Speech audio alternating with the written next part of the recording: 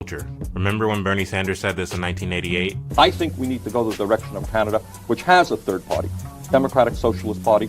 We may not win right away, but I think we're going to make some real progress. In the past 10 years, the Democrat Socialist Party has been gaining ground, especially in New York. With Bernie Sanders' cult-like following in American politics, AOC's unlikely win in the House of Representatives, and a woman who no one ever talks about who won a seat in the state Senate. Julia Salazar is a new state senator from New York's 18th district. She's a member of the Democratic Socialist of America and will be the first member of that organization to serve in the New York State Legislature. And just this week, Islamist candidate Zohran Mamdani clinched the Democrat primary for New York mayor. You are a self-described Democratic socialist. Do you think that billionaires have a right to exist? I don't think that we should have billionaires. Mamdani also had a very interesting retort to Donald Trump calling him a communist. You know, I call myself a democratic socialist in many ways inspired by the words of Dr. King from decades ago, who said, call it democracy or call it democratic socialism, there has to be a better distribution of wealth for all of God's children in this country. But we'll also break down the basic philosophy of Bernie Sanders and the Democrat Socialist Party, which underscores the deeper brokenness in the way Americans tend to think. What specifically concerns you? I'll tell you what concerns me, the issue of wealth and power. All right, I'm kind of old-fashioned and I believe in democracy. Lastly, transgender activists licked their wounds from a Supreme Court decision, which allows states to prohibit transitioning children. This decision today was the Supreme Court saying this specific law does not violate the Equal Protection Clause of the United States Constitution because it does not classify based on sex, but instead classifies based on age and medical use. We'll talk about all this and more right now on Cutting Through the Culture.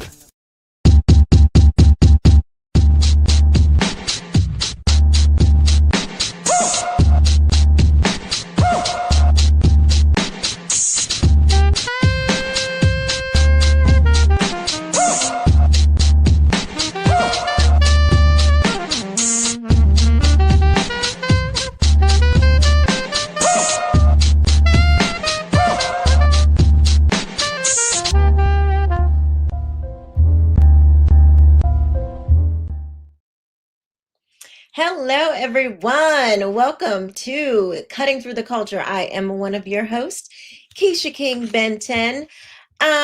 We're going to be talking about communism. Y'all know this is one of my favorite topics. I am an anti-communist, but I love exposing the communists because I think a lot of Americans don't realize how much socialism, communism has infiltrated the American system, the American way of life. On my own channel, I talked about, this was probably over a year ago, I was talking about how many members of the House of Representatives in Congress are part of the Progressive Caucus. Do y'all know that we have a Progressive Caucus in the United States Congress? Over half of them belong to the Progressive Caucus, which you could basically say the Communist Caucus. That's pretty much what it is. Over half. So that means every time these people vote, Democrats, over half of them are voting with a communist mindset. That should scare everybody. But it also, when you know that information, should not surprise us when we have people like Zohran Mamdani, who wants New Yorkers to have city-owned grocery stores. That's right. Don't you want to go to your local Costco? Don't you want to go to Winn-Dixie and, what are some of the grocery? Publix. Don't you want to go to Publix and it operate like the DMV? Wouldn't it be, Publix is a great shopping experience. When you walk into a Walmart, you know what you're going to get.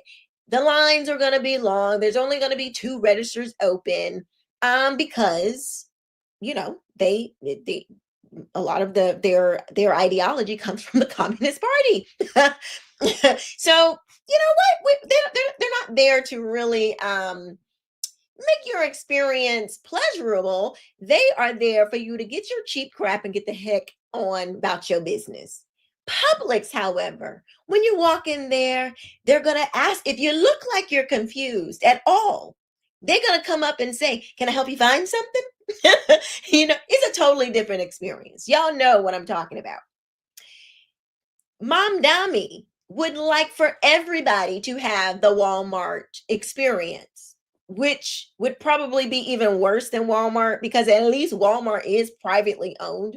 So it would be worse than Walmart. Could you imagine going to a New York City owned grocery store? We talk about bonnets and lashes and flip-flops and house shoes. Oh, I'm sure this city owned grocery store would be way worse. And I am not here for that. We're going to talk about all of that. We're going to talk about some other things that was played on the montage. My menopause is kicking in right now, and I can't even remember what was on the the montage. It's not an excuse, y'all. This is real life. Anyway, I'm going to go ahead and bring up my friends to help me get through this. Mr. Blanche, what's going on? Man, you in this menopause, man. It tried to take me. Listen, you think it's funny? Oh, all I used to hear about was you don't know me, money. No, listen, it was about to get ugly. all I used to hear about was the hot flashes. That's all I used to hear about was the hot flashes. That's all they told us. That it was, you might get some hot. The devil, that is not it. Do you know? Let's just take a moment, okay? Let me inform y'all. Do you know that estrogen is in every single cell? Let me bring Chad up because his wife, I don't know how old she is, but she's gonna be going through this soon. So I'm gonna bring up Chad, who's like, why am I being brought? Because your wife is gonna be going through this, and I'm ministering to you now, so she will be okay later. Estrogen is in every single cell of your body. That means when your estrogen levels go down, a lot of your bodily functions decrease as well. My bones were hurt, they still hurt, but it's better. My bones were hurting so bad. I would literally get out of bed and could barely walk. My hands, my memory, remembering. Antonio would be like, I know this is TMI, y'all. Just excuse me. But he'd be like, honey, you forgot to flush the toilet. That's how. That is crazy. I'm telling you, it's not what your mama told you. This mess is crazy.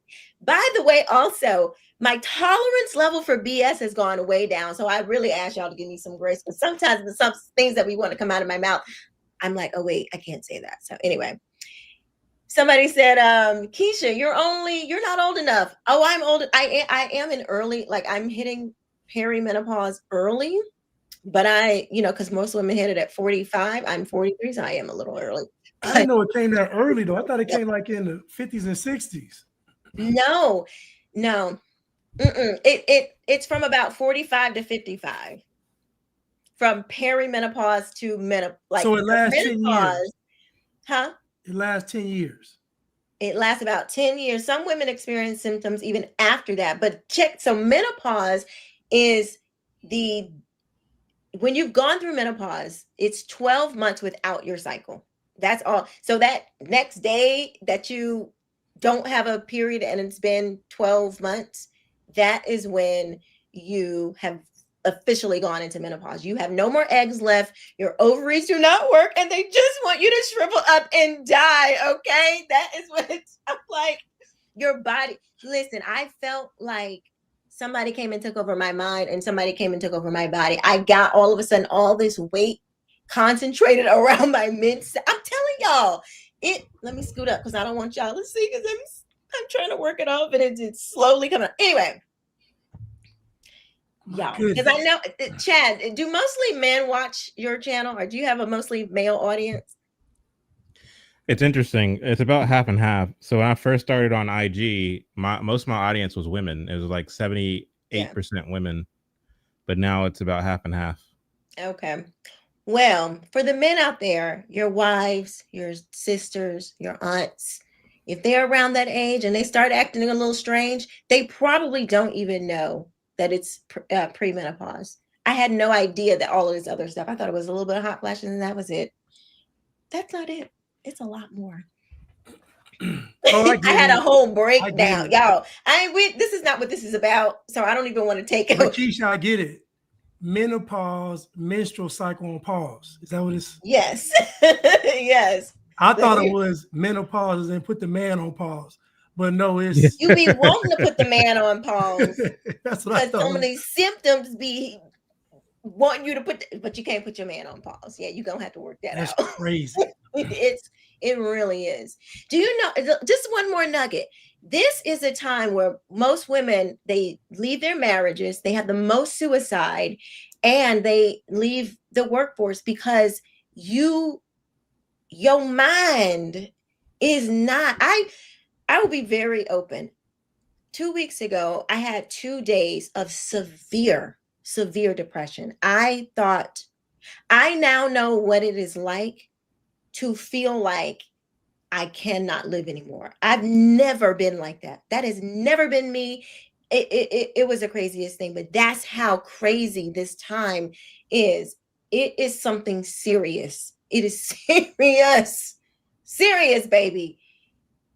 People, this needs to be on, you know how like at 50 you get your colonoscopy, Yes. at 40 you get, this needs to be on the medical schedule. I'm serious. I'm actually thinking about fighting for this in Congress. I'm telling you how this is something women, we are not. You would, Keisha, you would be like the foremother of this, because I haven't heard any woman talk about menopause in detail. All I ever heard was hot flashes. That's all I heard. Nothing else. There is a growing group of women that are talking about it, who are doctors, who are like, what the hell is going on when it happened to them? So they turned their practice into a menopause practice because they wanted to help women, because it's not taught really in medical school.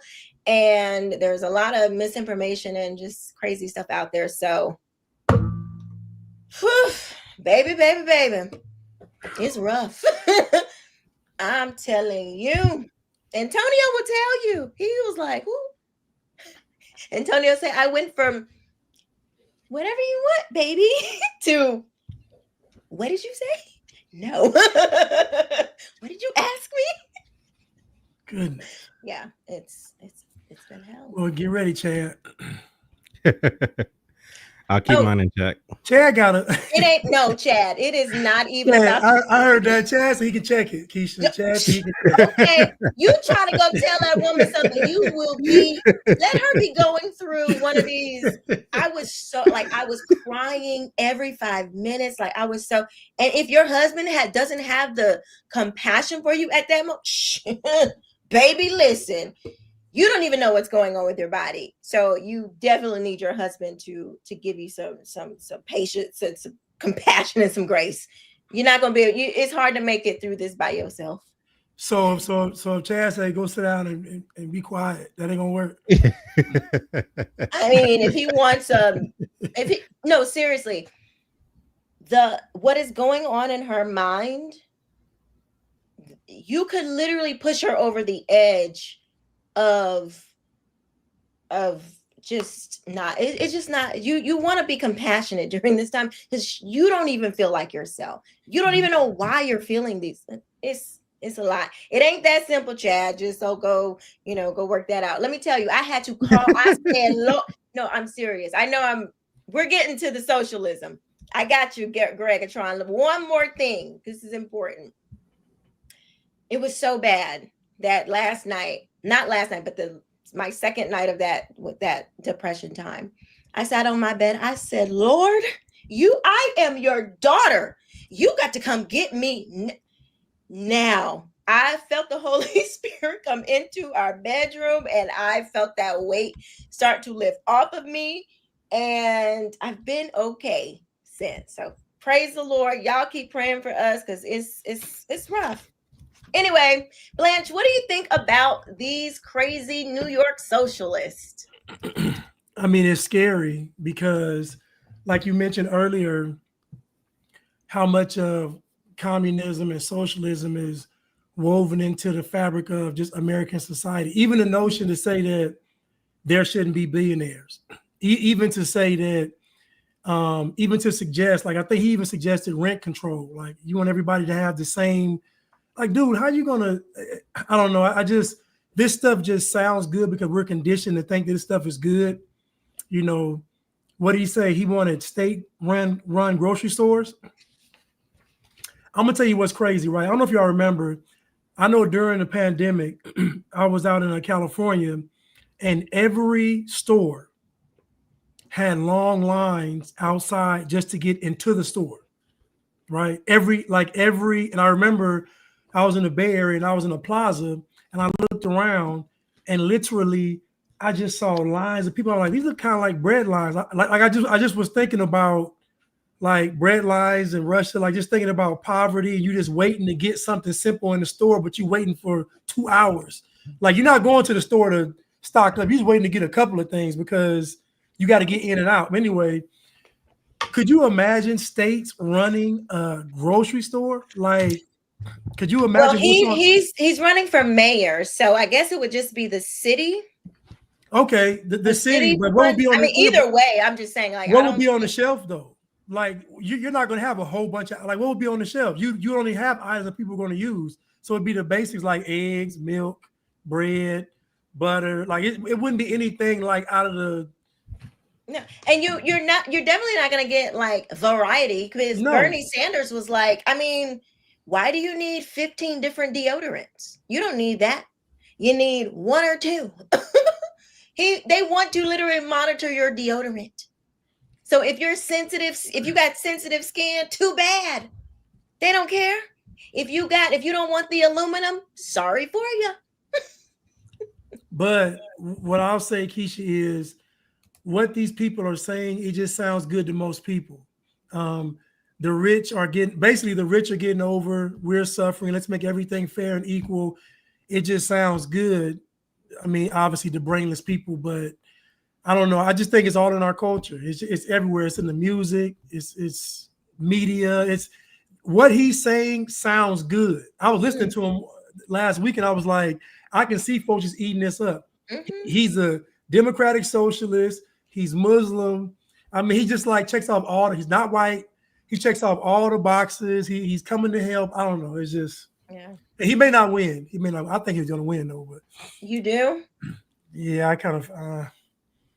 He's going to be running against Mayor Adams. Mayor Adams. So he's going to have, an incumbent is always harder to beat, but I don't think people understand what these words really mean. So they just stop at, it sounds good. They're not trying to figure out, okay, well, what do these things actually mean?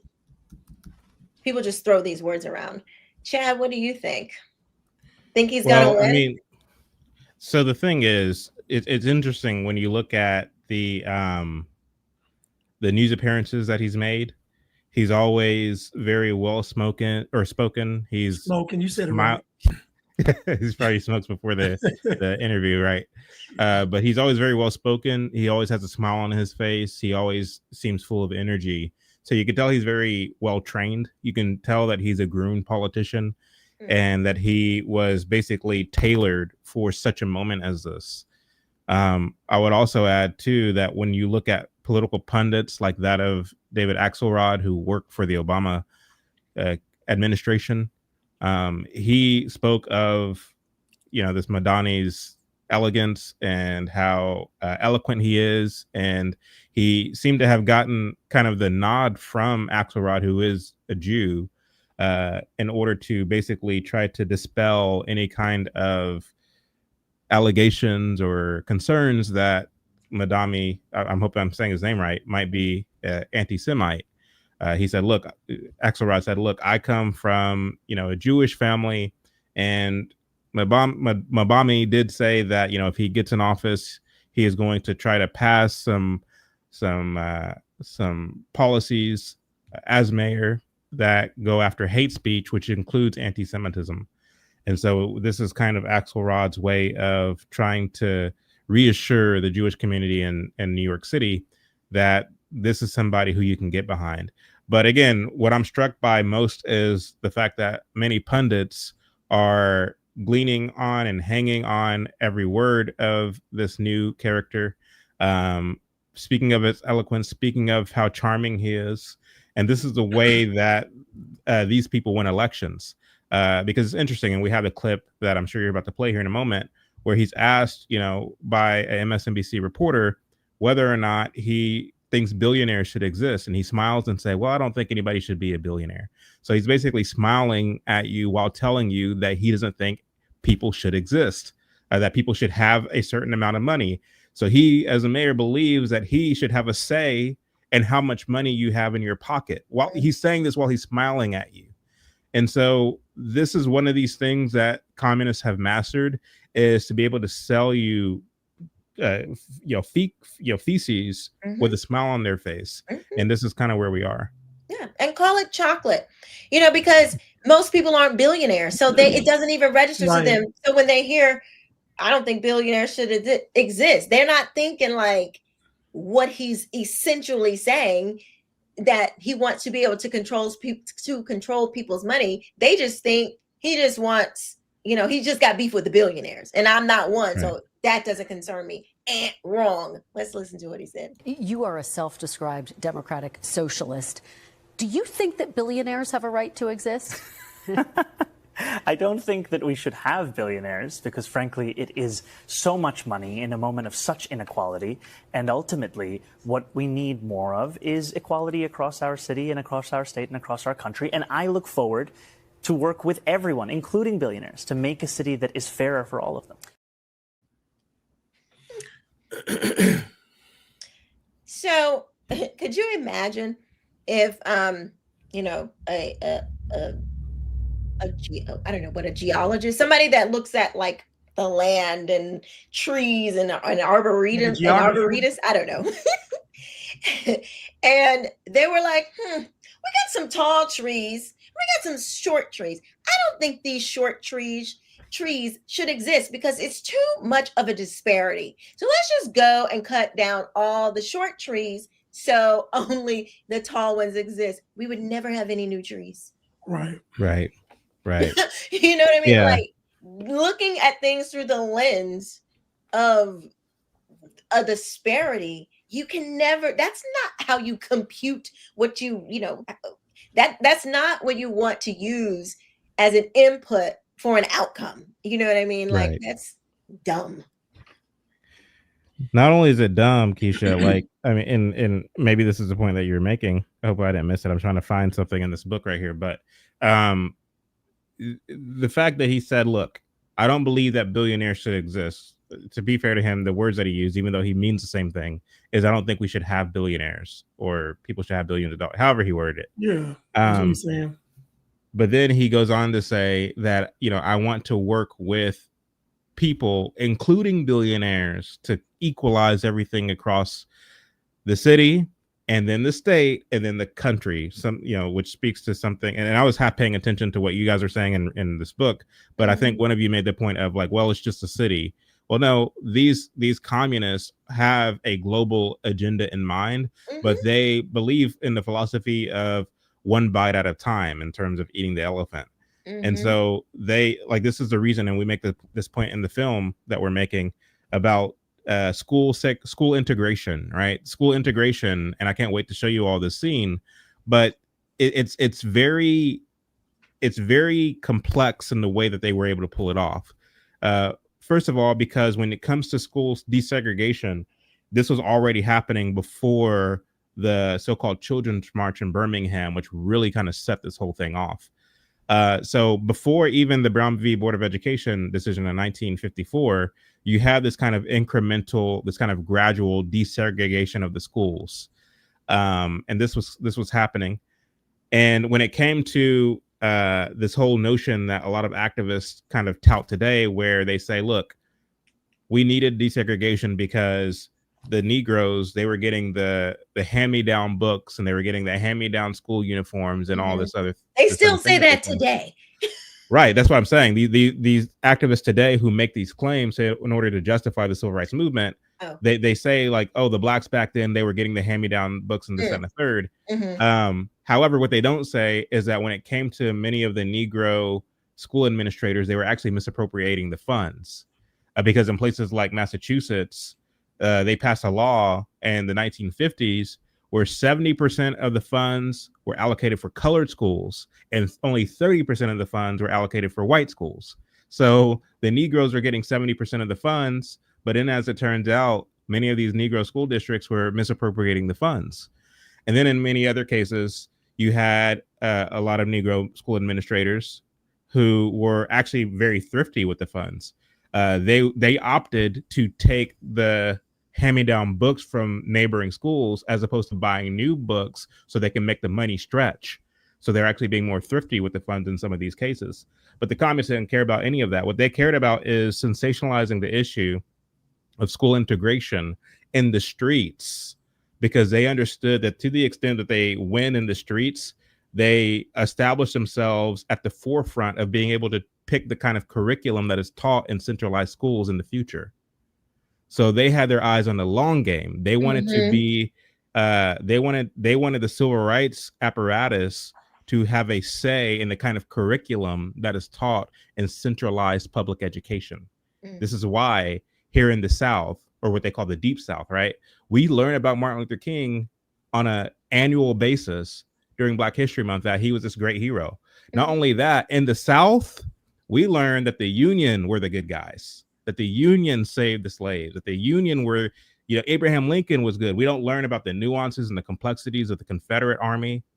We don't learn about the nuances and complexities of how many Confederate generals were actually against slavery, and how Jefferson Davis himself was against, the president of the Confederate States was against slavery. He just believed that you shouldn't just let Negroes out willy-nilly into the public without first having some kind of process in which you assimilation. Assimilate them. So he wanted to basically gradually end slavery in the South the same way that they were able to do it in the North, as the point that Chuck so eloquently makes. However, what them communists do is they take an issue, they exploit that issue, they exacerbate that issue, and they use it as a way to kind of communicate well into the future. Look, we were on the right side of history because we fast-tracked this thing. And then the quiet part is that was already dying down to begin with. That's the part they don't tell you. So when it comes to the fact that the point that I'm making here is that these people are really good at playing the long game, at strategizing, at calculating the next move to make. Winning a small, relatively speaking, New York City is not by any means small, but winning a relatively small election reverberates across the country when it comes to the policies that they're trying to implement. In the same way that Bernie Sanders pointed to countries like Denmark and Sweden and Canada in order to make a case for democratic socialism, i.e. communism here, so too is people like this Zohran, Mamdani. So too, beware the Zohran. Right. So too is he pointing to these obscure towns in Kansas that implemented something like these socialist policies that he's trying to implement. They always point to, see, look, they're doing it over there, therefore we need to do it over here. And what they're doing is they're trying to cause this kind of slow burn, this kind of pervasive spread of these socialist ideologies from the counties to the states to the country, the other states, such to where it's now this kind of intrinsic globalist thing. So that's kind of the direction that they're heading. And if we think about it, if you fast forward, think about No Child Left Behind, and then what that actually did. And I was working in education during that time, and literally they were just, you imagine all these Black schools, and you can't fail the children. Right. Even though they failed, you can't fail them. So now you're just forced to literally pass the child along to the next grade. And now the next grade of teachers inherit the problem that got pushed to the teachers before. So now you just have basically, what do we have from all of this? Now we have, think about going from Brown v. to Board of Education to now the majority of Black children can't read, write, or do math on grade level. So this stuff doesn't work. And nobody wants to talk about what is this stuff actually done. If the summation of the integration into the educational system is a result that Black children can't read, write, or do math on grade level, then what was the point of all of it? Now they always point to racism, but they never tell you how is racism making these children not be able to read, write, and do math. They say, oh, well, school funding and all this stuff. But I was in education. All of those schools that are failing, they get all the programs, they get all the money, they get everything. They get everything. And they get it first. Okay, and they get it first. But to say they're being neglected is false. And I don't know about y'all, but y'all haven't seen terror like Black children terrorize a textbook. They get What do you mean, Blanche? I mean, are they reading it so much that it just gets torn up? Keisha, that textbook, the moment they get that textbook, day one, it becomes an enemy. By the end of the school year, you'll be lucky to find that textbook. Listen, they charge the kids for the textbook, don't matter. Them textbooks, you find them textbooks on the field, in the gym, you find them textbooks everywhere around the school. It's crazy. That is crazy. The public school system in America is a disaster. I mean, it is the worst. Every public institution, name one that is run well. I guess the military would probably be the best one. That's almost by force. Exactly. Exactly. And that's not doing so well because they let all the trans people in there. You know, I don't think they want to fight. I don't think that's why they was getting into the military. I don't think that they were trying to protect the country. You know, let's listen to Mamdani's other clip. Donald Trump, the president of the United States, called you a communist. Because he's the president, I want to give you a chance to respond directly to him. How do you respond? Are you a communist? No, I am not. And I have already had to start to get used to the fact that the president will talk about how I look, how I sound, where I'm from, who I am, ultimately because he wants to distract from what I'm fighting for. And I'm fighting for the very working people that he ran a campaign to empower that he has since then betrayed. And when we talk about my politics, you know, I call myself a democratic socialist in many ways inspired by the words of Dr. King from decades ago, who said, call it democracy or call it democratic socialism. There has to be a better distribution of wealth for all of God's children in this country. You know, I really get pissed off when these people start throwing God into situations. You know good and doggone well. I highly doubt this man believes in a God other than the government. I'm gonna start there. I highly doubt this guy in particular. He gives me very much phony. That's the best way I can say it. Definitely. I don't believe anything this guy says. I think he just got to America. Didn't he get here like 6 years ago? I think he just got here like 6 years ago. Your English it sounds very good. I don't know if he just got to New York 6 years ago or did he just get to United States 6 years ago? But I don't know. Like and I want to show y'all this too. Well, hold on real quick. So y'all saw that he invoked MLK, right? Yes. Yeah. So he invokes MLK to explain that, look, I'm not a communist. I'm a democratic socialist in the same vein as MLK. And he's right in saying that MLK was a democratic socialist because that's in fact what he claimed to be. But it's interesting because I actually have the book, the 6th volume of the MLK papers, which he's referencing. And this is what it says on page 105. King says, what will eventually happen is this. Labor will become so powerful that she will be able to place a president in the White House. Let's see here.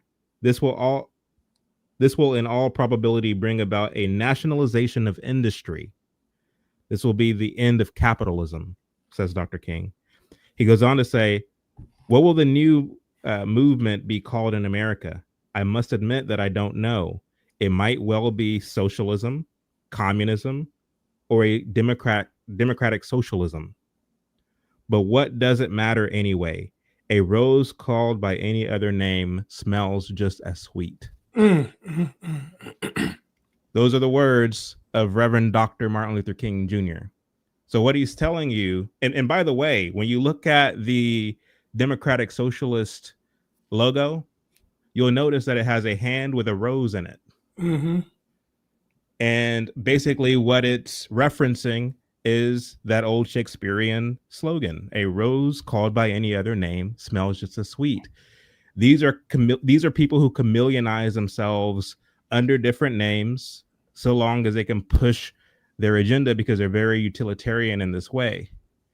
King was willing to be, was willing to be known as a reverend, as a pastor, as a minister, and he was using this kind of position. He was using the cloak to basically push this Marxist agenda. But if you ask him if he was a communist, no, I'm not a communist. Even his one of his aides, Jack Odell, came out and said that you have to basically move out from under this name and join that name in order to be seen as helpful, because the idea is to be seen as helpful amongst the public. So they associate you not with communism, but they associate you with benevolence. They associate you with somebody who's just lending a helping hand. That's all you're doing. And so when people think of Dr. King, they think not of communism. They think of a person who brought the races together, someone who was helpful in that department. Meanwhile, you see all these policies that are being pushed under Dr. King's name and modeled after his legacy that is moving us more and more and more towards socialism. So these people know full well what they're doing. Meanwhile, your average American person is none the wiser, and they're just accepting this stuff wholesale because they agree with the symbols of who MLK is. They agree with the symbols of who all these figures that we've been indoctrinated and trained to celebrate are. But the reality is, a rose smelled by any other name smells just as sweet. We have to actually expose a rose for what it is and let people know, like, look, that rose will soon wither and it has thorns. And the fact of the matter is, the society that they're promising you is one that is, first of all, unsustainable, and second of all, will leave you worse off than you currently are. Chad, would you mind reading I think he read three things. King said, when asked about the future of America, he said it could be socialist, communist, or socialistic democracy. He says, I lost the page. Yeah, but he says, he basically says that we're going to get a new president in office one day who is going to be a pro-labor candidate. Here we go. I found it. What will eventually happen is this: labor will become so powerful that she will be able to place a president in the White House. This will, in all probability, bring about a nationalization of industry. This will be the end of capitalism. What will this new system be called in America? I must admit that I don't know. It might well be called socialism, communism, or a socialistic democracy. But what does it matter anyway? A rose called by any other name smells just as sweet. And I think that's powerful because most people hear democratic socialist and don't tie it to communism. They hear these terms as separate terms, but King is telling you that any of these terms are going to serve the same purpose because they all have the same goal. And I think people need to know that these terms aren't that different. Socialism, Marxism, communism. It sounds different, but implementation is going to pretty much be the same.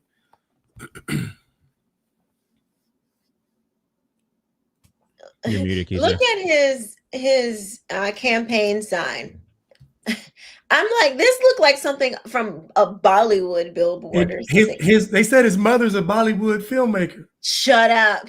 That's what they said. She's a famous. Yeah, that's what they said. Just even this, like, this does not look like you're trying to appeal to Americans. Like, what is this? And he's from Uganda. He's 33. His middle name is Kwame. We'll just leave that right there.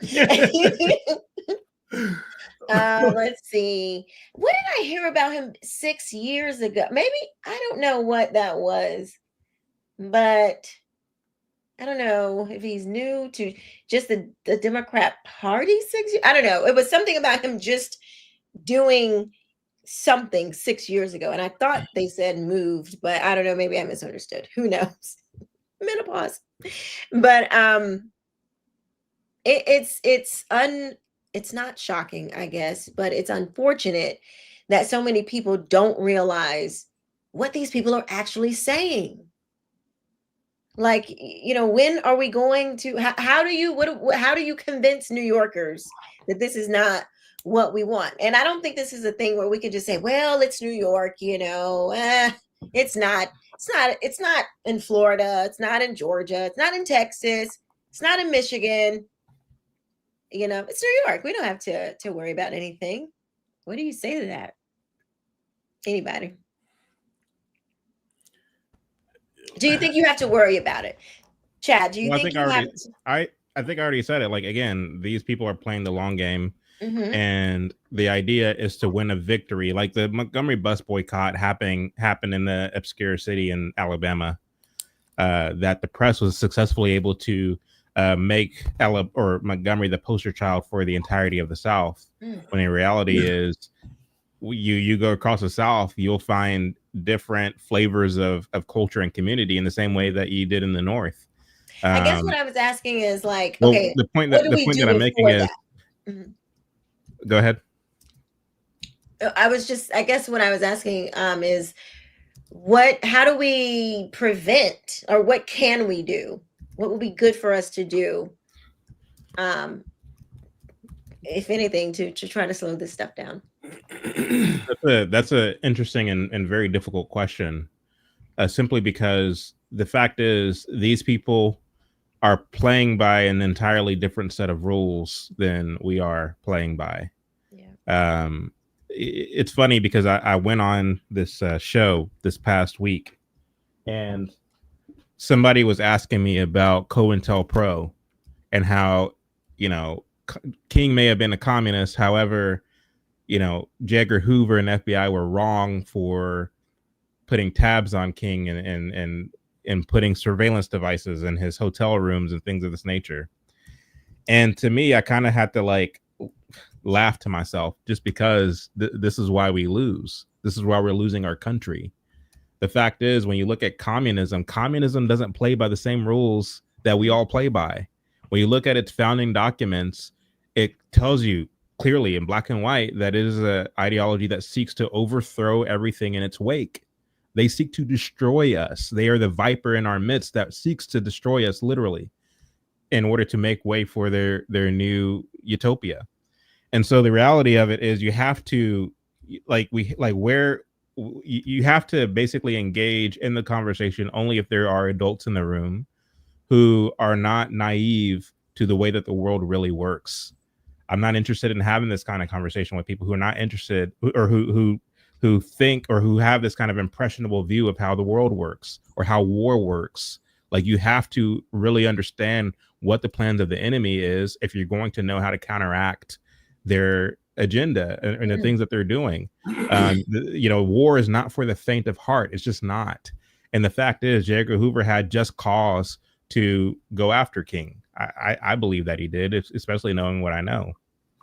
Not only King, but the civil rights movement in its entirety.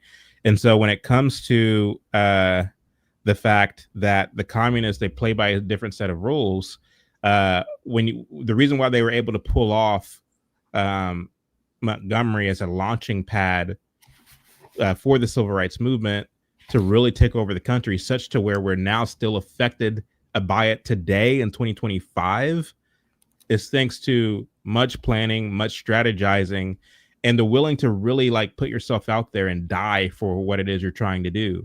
In the 60s, the early 60s, they literally brought children out of school and put them in the streets, telling them that they're just part of a parade. And then, Bull Connor unleashed the dogs and the hoses, and people, the kids didn't know that this was going to happen to them, but Martin Luther King did.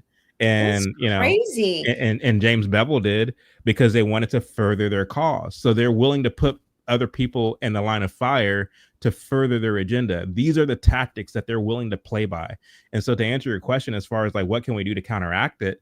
I mean, the best we can do, or the best I'm trying to do, is to educate people in how they pull these things off historically. But the pervasivity of what it is they're doing when it comes to this Zohran, whatever his name is, in New York, how he is he's quickly becoming a darling of the Democrat Party. He's a new face along with AOC and others who are these kind of like younger proteges of Bernie Sanders, who himself has wild popularity in our country on the basis that he stands on this kind of leftist populism, which resonates with a lot of people, which I think we're going to get to here in a moment. But the fact of the matter is, they like what they have figured out, the Bernie Sanderses and the Zohans and the AOCs, the Democratic Socialist Party, quite frankly, what they figured out is how to appeal to the lowest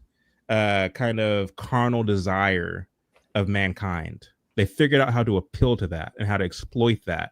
It's not fair that there's billionaires on the air, in the world when you're starving or you're living paycheck to paycheck. Never mind you're making decisions that cause you to live paycheck to paycheck. Never mind the fact that you come from a culture or come from a household of parents who didn't invest in you in terms of your education and how to fend for yourself as an adult. Never mind any of that. It's the billionaires' fault. They're not sharing the money that they've earned. Right. So they're appealing to this lowest kind of carnal desire that exists in, quite frankly, all of us. And so you're essentially asking, how do you come to those people? How do you come to people who are easily bewitched by such rhetoric and counteract it with something that calls them to something higher, that consists of responsibility? Because that's what freedom does. Freedom gives you a responsibility that you're kind of on your own. You kind of have to figure this thing out. You kind of have to get out there and work and grind to make a living and things of this nature. The fact is, you're kind of on the losing side of the battle because people want, as the Bible says, for their itching ears to be tickled. And so I don't know, other than, I mean, people are going to gawk at the response that I'm going to give, but other than to really share the love of Christ and the fact that he came to die for you, I don't know. I mean, I don't know of any political way to try to counteract what they're doing that's not just as unsustainable as communism itself. Blanche, any ideas? I think the problem is what Chad stated, and it's the expectation for, I guess, almost just a lack of a better word, the right side to play by the rules, and the left side is able to do whatever they want to do because they're fighting against said oppression. So, in other words, MLK's tactics could have been, even today, if you tell these people what the Black Panthers did, what happened in the civil rights movement, like Chad just mentioned, letting those kids go out there and get attacked and all that stuff, people still, it doesn't make them feel bad because they're going to say it's because the racism was that much worse. And so I don't think you really can do it, Keisha, because what tactic can you use is going to work that's not going to seem like it's breaking the rules or violating somebody's rights. Because my question would be, if the civil rights movement's goal is to turn America communist, then how do you stop that? What civil way is there to stop that? Like, how do you do it? You can't. Like, it's impossible. Like, these folks are lying, cheating, stealing, murdering, pillaging, and plundering. So how do you even fight that without getting dirty? You can't. So of course they should have spied on King. Why you're supposed to? He's the enemy to America. Why wouldn't you spy? Like, to me, it doesn't make any sense. Like, of course you're gonna spy on him. If anybody else said my goal is to destroy America, they would put. If we're talking on the phone right now and I say I want to destroy America, that little phrase gonna go to the CIA and they're gonna track that. They're gonna ping. They're gonna check me out. Yeah. You feel what I'm saying? Because it's just normal to do. So I don't know, Keisha. A non-biblical way to do it. Well, just I mean, we know we're certainly gonna be praying. You know, we're gonna be doing what we know to do as Christians. I believe we'll be doing that. But yeah, I mean, it doesn't have to be non-biblical. Just what are you? Okay, I'll say this, right? I'll say this. I think that a lot of this is done through losing the culture war. And I think that the conservatives, the right, whatever you want to call them, they have to find a way to shift the culture. You have to make what America is seem good. You have to, I don't know how we do it, but the left has mastered this. They've mastered slogans, paraphernalia, merchandise, movies, making America seem bad. They've mastered that. Yeah, it's mastered. So there has to be a movement and a push that popularizes, that kind of gives some swag to, because right now the conservative side ain't really got no swag to it. And I'm not saying individuals don't have swag. I'm just saying that when it's looked at as more as establishment, more straight-laced, more by the book, more dockers and penny loafers and polo. Like, it's not seen as hip and cool, whatever. So to me, that might be the most effective way, because this next generation, they don't care about none of this. They don't care about none of this. They care about what they think is cool, what they think is hot, what they think is hip, what they think is all of this. So I don't know how we do it, because it's going to be tough to make exposing MLK seem cool. It's tough. It's going to be tough. I think that's a good, I think if we were going to, like, if we said we had a project and we were going to try to, do this, I think coming at it from the making tradition and, the Bible and conservatism, not conservatism parties, but being just modest. I would say that just modesty and things like that. I think that would be the way to make those things sound appealing, because we don't ever talk about what these ideas, what it gets you. I mean, we talk about it, we're like the West, we talk about it in very broad terms. I don't think people really understand. They're like, the West did this, the West, but it's like they don't understand that, so I agree. Let's see, I guess Bernie was on Joe Rogan. Let's see what he said. What specifically concerns you? I'll tell you what concerns me, the issue of wealth and power. All right, I'm kind of old-fashioned, and I believe in democracy. And I believe that everybody should have a good shot at living a decent life. But if you take a look at where we are as a nation today, the system is not working, it's broken. It ain't working for ordinary human beings. So you have in America today where we have more income and wealth inequality than we've ever had in the history of this country. That's just a fact. You have one man, Mr. Musk, owning more wealth than the bottom 52% of American families. One man, 52% of the American families.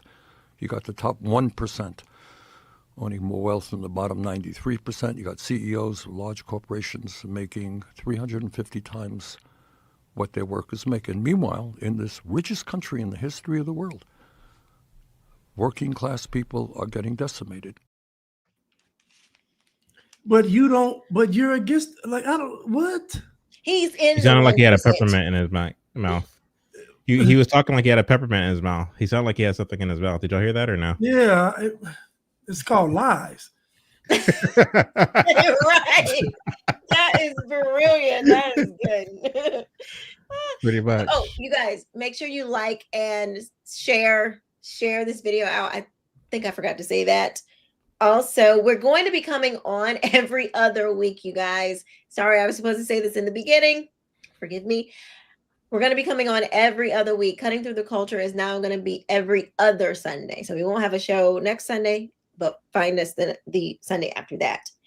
And I just want to say, every communist always says that they're not a communist.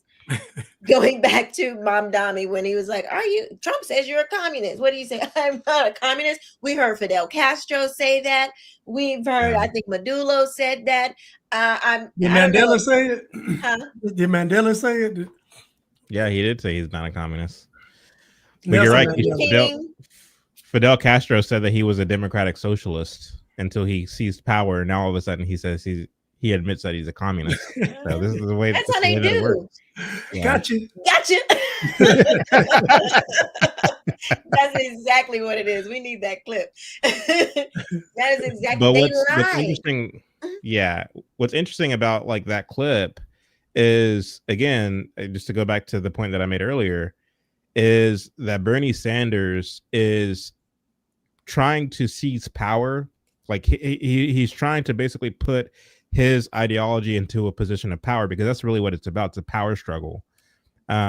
Not by telling the truth about what his, like the atrocities that his ideology has caused across the world for years, for centuries. The fact is, he's going to try to sell it on I just care about all people. I just think everybody should have a leg up. I think everybody Right. should have equality. There's no reason why, and then he starts throwing out names. There's no reason why Elon Musk should own more wealth than the bottom 52%. There's no reason why the top 1% should own more wealth than the bottom 99%. And so for this, I believe that Americans should just stop being decimated. And so this is kind of like the bait, which really hooks a lot of impressionable people who believe that their problems are someone else's fault. And it's thanks in large part to our education system, which has indoctrinated us into being statists who look not to practical solutions to the problems that we face, but political solutions to the problems that we face. And to the extent that we're indoctrinated and trained to look at political decisions as a default, people like AOC and Bernie Sanders and others become all the more attractive. And that's that kind of leftist populism that you see that's on the rise.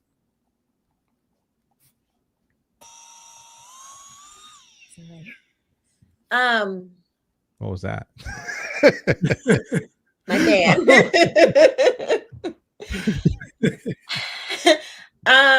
What was I going to say? Okay, can I say one more thing? Oh, yes, please. So Bernie Sanders is talking. Why is the assumption that because someone isn't doing well, that someone calls them not to do well, as if people don't fail I don't know why people are buying, just to think that everybody that's suffering in America is struggling. It's because somebody made it that way. So in other words, everybody will be successful. Everybody will be it's just an insane concept to me. I don't get that. How is that even It's the from each according to their ability to each according to their needs. So I'm going to take from the one that has the ability to produce. I'm going to take from them and give to the people according to their need. So there is the quote unquote needy. They never have to provide a reason. They're just they don't have to provide a reason why they're needy, or what the choices that they made, or be accountable for their life, because in the communist mind, the only reason you have wealth is because you took it from somebody else, and they're just here to just give it back to the people that you took it from. So they think that they got all these, I guess, the needy, they had all this stuff, and then one day this because he couldn't have been a billionaire or anything before. So he just one day he just decided to go and take all this stuff from all these people, and they just let him have it. He didn't produce nothing. He didn't create no company. He didn't do any of those things that you have to do to create wealth. In their mind, he just woke up one day and said, I want what all y'all poor people have, and now I got you. And by the way, what is this? He says, I'm just old fashioned. I believe in democracy. What does that mean exactly? Yeah, I'm just old fashioned. I'm old fashioned. I believe in democracy. Well, first of all, y'all have co-opted this word democracy, and now such to where you've done such a great job at it for so many years, and now you have the luxury of calling it old fashioned.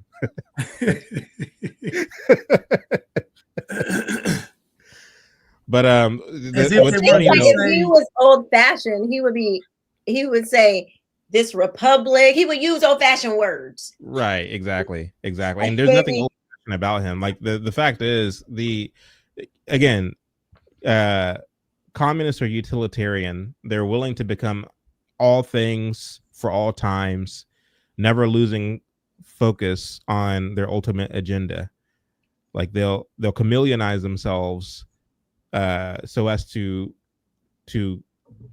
traject continually down this path that they're on, understanding that there's going to be numerous pit stops and there's going to be numerous pushbacks and things of this nature. And to the extent that folks like myself are on the rise to come, to counteract what they're doing, we're accused of engaging in some kind of red scare or red baiting. And then we become the enemy. We become the villain, right? This is what they did with McCarthy in the early 50s. At first, McCarthy was quite popular. He was the most popular senator in the country. He was so popular that people kind of confused the HUAC committee, the House Committee on Un-American Activities. They confused that with McCarthy, when in reality McCarthy had nothing to do with the HUAC committee because he wasn't in the House, he was in the Senate. So people, when they think of McCarthyism, they think of HUAC. No, those are two completely different entities, which, by the way, when you look at the HUAC, for a long time, it was called the Dies Committee, which was named after Martin Dies, who's a Democrat congressman from Texas. So you had this kind of bipartisan denouncement of communism, because you had Democrats who were leading this kind of fight against communism in the House. You had Republicans who were leading a fight against communism in the Senate. But I digress. But the point that I'm making here is, for a long period of time, McCarthy was America's hero because he was exposing communism in America's army, America's institutions, things of this nature. But the press, in concert with the communists, basically were able to, in a very complex way, turn the tables on McCarthy to where all of a sudden he became the villain, to where he was kind of seen as reckless, and he was kind of seen as red baiting and finding a communist under every stone and under every bed. And everybody is a communist, according to McCarthy, if they don't agree with his way of thinking. And this is what the press was able to do. And so this is what happens in cycles. It's probably it probably won't be long before I release this MLK documentary that I'm working on. People take a liking to it. People are learning from it, and then all of a sudden we're hit with some AI thing or whatever. What Chad is saying is a lie. Everybody in this film are a bunch of pseudo intellectuals and kooks, and King was really this hero. Then all of a sudden we're forgotten about in history. For me, I don't worry about that kind of thing. Like, my whole thing is deontological. I believe in a sense of duty and obligation and being faithful to the task that I believe is before me. Wherever the chips fall, let it be so. But my point is that, like, these kind of things happen in cycles where you have communists like Bernie, who are doing what they're doing, kind of slow growing and expanding out. You have this kind of subsidiation that happens as a result of people like myself, voices coming out, counteracting what they're doing, and then this becomes an obstacle that they have to figure out how to jump. It becomes a hurdle that they have to figure out how to jump. They figure out how to jump said hurdle, and then they continue on in this direction. While those of us who tried to warn America, whether it be McCarthy or Joseph H. Jackson, nobody knows the name Joseph H. Jackson today, even though, like, he was, like, when you talk about black anti-communists, like, he was, like, way more popular than Manning Johnson, right? Manning Johnson is another name that was forgotten about until a clip of his went viral a few years ago. My point is that these things happen in cycles. The communists are a constant insofar as they always land on their feet after every setback. So, for me, like, I'm enjoying my little 15 minutes of, like, people taking what I'm saying seriously, but I'm probably sure to serve the same fate or suffer the same fate as the likes of McCarthy and Joseph H. Jackson. No, I mean, how do we get? We have Charlie Kirk. We have some young people. We may not always agree with what they say, like Benny Johnson. I'm just naming people. Y'all know, like, there are very popular content creators, conservative or Republican at least, that have big followings and are very influential. What are they doing that we're not doing? Because I don't think that their things will be erased. Like, I think and there's people that come after them all the time. I mean, you got them, The View went after Charlie Kirk and they had to apologize, so maybe it's just we need more resources to push this stuff. We need to really, I don't know, but I think we can, I think your work, I'll just say, like, I think your work can be solidified.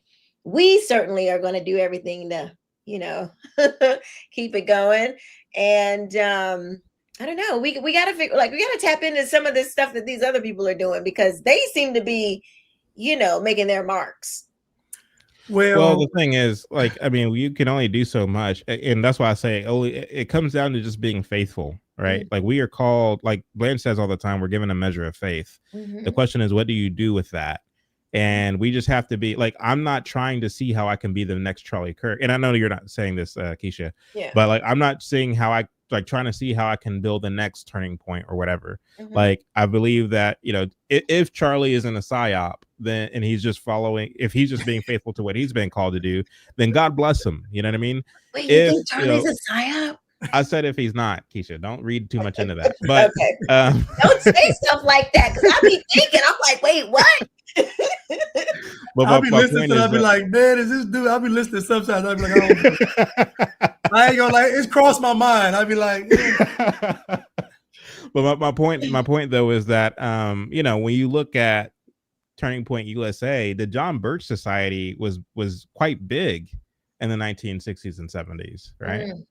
And no, like they're frequently ever talked, or they're infrequently ever talked about today. The John Birch Society. Why is that? Okay, so when I was working with an organization, and I needed to reach out to like some other organizations and get them, you know, to notify them about what we were doing. And I mentioned the John Birch Society because I had some friends over there, and they were like, "Be careful with them." And I'm like, "Why? Like, what happened to them?" They accused Eisenhower of being a communist. The John Birch Society? I think one of their representatives did or wrote an article or something like that, where it basically tied Eisenhower to a communist ploy. And of course, Eisenhower was a beloved president by the Republicans, even though there was nothing really conservative about Eisenhower. But yeah, the fact is they like McCarthy were deemed by the public, by way of the press, to be reckless in their claims of who is or who isn't a communist. So that's kind of what the fate that they suffered. So yeah, I mean, the media in those days were really good at basically turning the tables on targeted individuals if they wanted to basically character assassinate them. I don't know that it's going to be the same moving forward, simply because like the dissemination of information is more saturated in the age of social media than it was when you had maybe 2 or 3 channels on the analog television and the newspapers. Now you have this kind of decentralized thing. But I used the word psyop earlier, and I'm not directly accusing Charlie Kirk of being a psyop, but I do kind of wonder about a lot of these big conservative influencers who will go but so far. And to the extent that they do go far, they go way too far, and basically making a mockery of legitimate concerns about conspiracies, such to where you come off as just unbelievable. Like people like, you know, people can't believe the things that I'm saying because of something that this other person who said something about MLK, who has a bigger platform, said. And so like, oh, now we're all kind of lumped in, when in reality, like, no, there are voices among those that are actually more sophisticated, who actually have some things that are important to say, you know? So anyway, I keep cutting Blanche off. Go ahead, Blanche. No, I was just going to say that, okay, so we're in a different era now. So it was easier to bury people back then because there was really only one form of media. It was the media as far as television. Then there was also radio, magazines, newspapers, things like that. But now there's social media. There's social media accounts. There's videos that have been taken. There's like, it's so like, Chad, you may not think so, but your videos and your content is all over the world. So it's not like somebody can say, okay, we're going to erase Chad. You can't erase you because everybody has a phone, a computer. Like, it's just going to be hard to do that. Now, whether you get demonized for what you're doing is something else, but they won't be able to erase it. It'll be there. I think that, to me, it's helpful to be the villain. And I say that because all the press is good press, because if you're the good guy, people want to listen to you. And if you're the bad guy, people want to listen to you. Like, people want to see what you have to say. What is Chad going to say? What's he going to say about MLK next? And then, so I don't know. I just think that's what creates the buzz. To me, these folks become popular off of infamy more than they do for their quote unquote stances on things. It's the negative backlash they get that makes them popular. Even with Charlie Kirk and The View, who else blew up with something negative? I was somebody else. I can't think of anybody right now, but a lot of people blow up because there's Charleston White, for example. Charleston White came out and he was getting grilled for being a snitch. It was snitch, Rat Williams, snitch, he did all that. But guess what? Folks were tuning in to hear the rat. Now, guess what? You don't even hear him being a rat. Think about that. You don't even hear him being a rat anymore. He's totally transformed from the rat to now he a comedian. He's in movies. Like he's in movies? Yeah, he doing, yeah. I mean, Keisha, not movies. Tubi movies. Thank you. Okay, thank you. Okay. Thank you. Not movies, you know what I'm saying? But I ain't talking about a script and director, just you in front of camera running your mouth. It ain't an actual movie. But oh gosh. So Chad, I think that what you're doing, I promise you, is going to stand the test of time because of social media. Because there's enough smart people to research what you're saying, to spread what you're saying, I don't know. I don't think they're gonna be able to put you in the archive. I just don't. It's just too. The train is moving too fast now. Demonize you, possibly, but put it like they did Reverend Jackson. No, they're not gonna be able to do it. Oh, Blaze, you want to read the super chats? Oh yeah.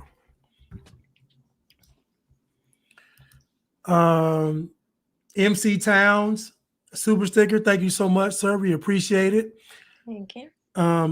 Will, am I reading that? Yeah, all of the names are all something happened. They're not showing it's just showing the @ instead of the title. I guess anyway. So they're all gonna look a little funky. Okay, so Will, he's more of a cultural Marxist than a communist. He's speaking about the Zohran. No, he's a communist though. Cultural Marxism is communism just going through. Right. But think about it. Rent control, city-owned grocery store, like it's kind of pretty communist. That's definitely communist. You know what I'm saying? DT, super sticker, thank you so much. Dion. Bernie is one trick pony. Summarize all of our problems with the rich having access to wealth. Right. True. Spot on. Willie Doc, so glad to see y'all tonight. The CTTC always brings a smile to my face. Chad killed it on Fearless. Love all y'all's work. Keep doing the Lord's ministry. Y'all go check out Chad on Jason Whitlock's Fearless. And I'm actually happy that Jason Whitlock interviewed Chad because at a time Jason Whitlock didn't want to. But think about that though. He went from saying I ain't feeling the title to you on his show. So I'm saying they can't stop the train. Is what I'm trying to tell you. They can't stop it. Okay, point blank. Period. Boo. Free Slave, 1968. Super sticker. Thank you so much. We appreciate it. Whom the sun says free is free indeed. Amen. Will again. I remember one time in school I got a 28 on the test, and my teacher wrote a remark on the top. 28. You know what my parents would have did to me for about a 28 home? just beat. I mean, just beat like a slave. Just beat like an illiterate slave. I would have got beat like a slave caught with a book. I just got beat. They gonna beat that info in you. You know what I'm saying? I thought that was funny. Didn't even try. That's what a 28. Like that's like that's insulting to. Hey, listen, y'all. I don't think I've ever gotten a 28. I don't know, maybe. But I will say I have gotten that didn't even try because teachers that cared, they didn't play the radio. The ones that they knew your ability, they go back, go all the way back and do this again. My mother was like that. Let me tell you, I was in kindergarten, sitting at the table. I will never forget this. Y'all remember that cornbread? That's what we called it, cornbread paper. It had the pink and blue lines, like the Y. And I was in kindergarten, and I was sitting there. I had to write either sentences or my name or something. My mom, was very meticulous about what we learned, the words we use, and how, and our penmanship and all that. I remember I erased something on it because that cornbread paper, when you erase, it was smudged. Yeah, smudged. She said, "Do it again." It was like 9 o'clock at night, and I was in kindergarten. So what, 5 or 6? No, you're gonna do it until you do it right. Right. Mm-hmm. They didn't play. I remember. I remember one time in school, I got a 28 on the test, and my teacher wrote a remark at the top of the test. Didn't even try. That's what most leftists don't want to admit. That is the cause of failure. I agree. Yeah. Bernie admits that he hates capitalism. Why he hasn't ever come out as a commie? Why does he emphasize democratic socialism? Because that's the process. You can't admit that you're a commie until you get in the power position. You gotta wait till I vote. If he won president, then he would have said, "I'm a communist." Remember how you all talking about the chameleon? Mm-hmm. How they're like chameleons. Remember Kamala Harris though? Like literally every audience she got in front of, she was a different person. Like she appealed to literally every audience. I'm talking about Hispanics, and she didn't care. Whoever was in front of her. Have you no empathy, man? Right. It's just like, yes, man. I love you back. What's funny though is that last that last super that you had up there. Like the reason why. What did it say? I can't read that. It's too small. It says why does he emphasize being a democratic socialist versus just a commie if he says he hates capitalism? Yeah. Well, I know for like typically when I see this question or some rendition of this question, it's well, why don't he just come out and call himself a communist? And typically the answer I give when people ask that question is, well, he's not going to do that for the same reason you're asking the question, especially if you're a conservative. Because if a conservative is asking that question, what they're implying is like if he were to come out and say he's a communist, he would lose a lot of support. So the same so you're actually wanting him to just admit it, like you're losing your patience and you're wanting him to admit it so he can lose his support. Well, that's the exact reason that he's not doing it. So the same reason that you're asking the question is the exact reason why he's not going to do it. He actually wants to retain a lot of the support that he got, even though much of the support is done that he has is by people who don't fully understand what it is he stands for. But I think Dayon is saying, I know what he's saying, and you can. I'm not trying to cut you off, but I'm saying like typically when people ask, because he's asking the question different. He's asking the question differently. The question that I typically get is, well, why don't he just come out and say he's a communist? This is a question that I get from impatient conservatives who want him to just admit it so that way that he can just kind of fall into oblivion, so and it's funny, I'm like, y'all watch enough movies to know when does the villain just say I'm the villain? Like, right, this is crazy. Greg Winch says, super sticker, thank you so much, Greg. Jerome B, happy Sunday, thank you so much, Jerome. And Broski Bear, thank you so much for the super sticker. Thanks, Broski Bear. Always good to see Broski Bear in the chat. I don't know where Keisha went. There she is. Sorry.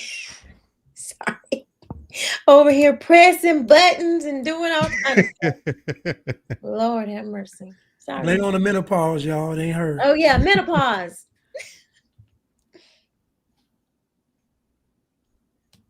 So somebody is mentioning I looked it up. You familiar with the Communist Control Act of 1954? Yeah. What are they mentioning? They're saying that the Zohran can be stopped from running because he's a communist. I don't know. Yeah. Oh yes. Oh, that's right. So, hold on. So, I guess at some point in America, because the government was actually noticing the communists, and we actually didn't like communists at this point in time. They considered them a threat to America. And I did hear about some law or something that if a communist was like an open communist, that I don't think that you can run or something like that. Y'all, I know I'm screwing that up, but I did hear something about that. Yeah, the Communist Control Act of '54. But the thing, and two, I didn't see the comment, but I'm assuming that they're saying that this is one of the reasons why they're not just going to come out and call themselves a communist, because legally they can't. But then two, I think the more important reason is that they understand that that word is tabooed in mainstream America, and so they're not going to come out like the pedophile is not going to come out and say he's a pedophile. You know, the person who seeks to steal from a store isn't going to come in announcing that that's what he intends to do. He's going to try to blend in with the other patrons and try to hide and sneak things into his pocket. He's going to try to move more clandestinely than that, because he knows what he's doing is nefarious, such as a way of communism.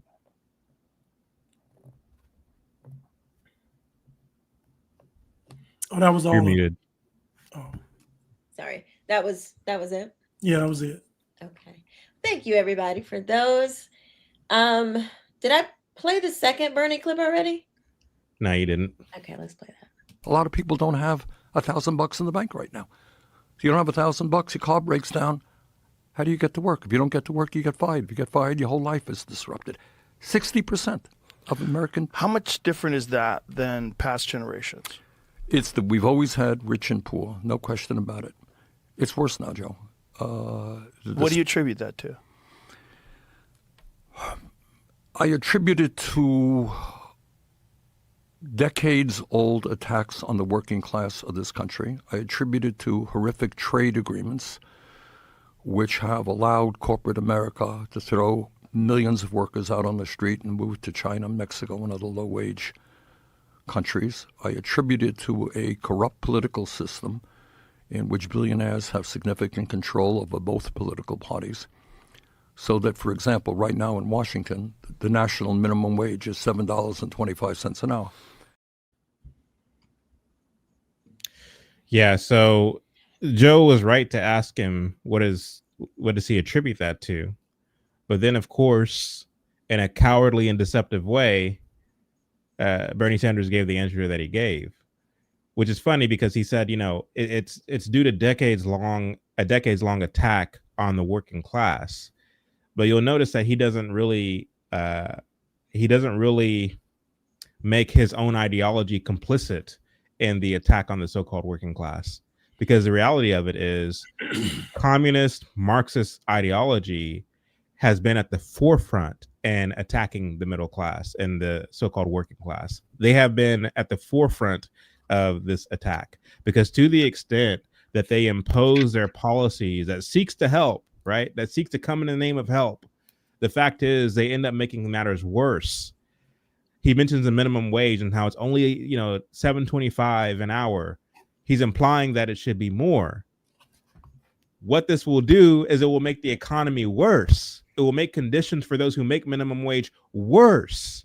But then the future Bernie Sanders, you know, one of these AOCs or this guy who is running for mayor in New York will come years later from now, and they'll further blame the rich and the 1% and billionaires for the policies that they themselves have been implementing since the turn of the 20th century. These socialist Marxist policies that make our economy and make social conditions far worse than what they claim. And so they create the issues and then they claim to have the solution for the issues. Mm-hmm. Just leave it alone. Like, leave us alone. Get out of our pocketbooks, get out of our treasury, get out of politics altogether. Leave us alone. Let us make our own beds. Let us fend for ourselves. We'll figure it out, because we have been wired by God to do this. To the extent that you come in the name of help, you make matters worse societally for America. You're not helping anything. You're hurting.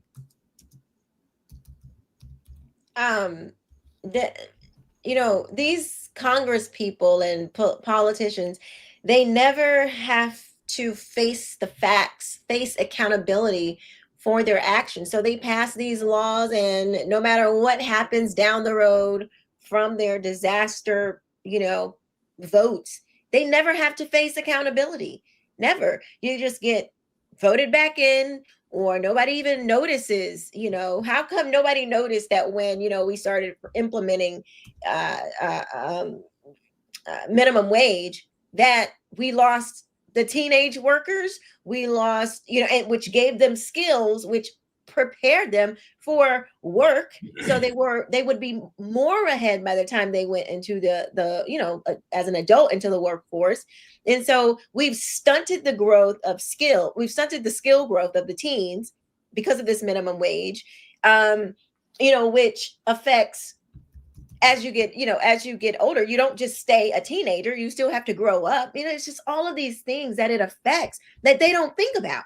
They don't think about the loss, the learning, the skill loss that all these young people lost, that helped them for when they got older, because that puts a burden on the employers to have to skill you up on the basic stuff that you should have learned when you were 15 and 16 years old. Not to mention the child labor laws, like that's ridiculous. They don't look at any of this stuff. They don't see that none of this especially helps the people that they claim to want to be helping, which are the disadvantaged, the Black and browns. They're the ones that's most affected. And nobody ever thinks, maybe we shouldn't do that. I have heard a congressman one time regret a vote. And why? Because he actually had to experience the effects of his own vote. He was a congressman. He always voted to raise taxes on business. Y'all probably heard me tell this story before. Larry Elder was talking about it. This is where I got the story from. And the congressman wrote in I think it was the New York Times, that when he retired from Congress, him and his wife tried to open up an a bed and breakfast. And the taxes were so high, and he was just, they were just getting it off the ground. And he's looking up the laws like, dang, we can't make a profit like this. So he's like, oh my God, I did this. And so he had to live in his own consequences. These people don't have to do that. Zohran, he's not going to have to shop at the city grocery store.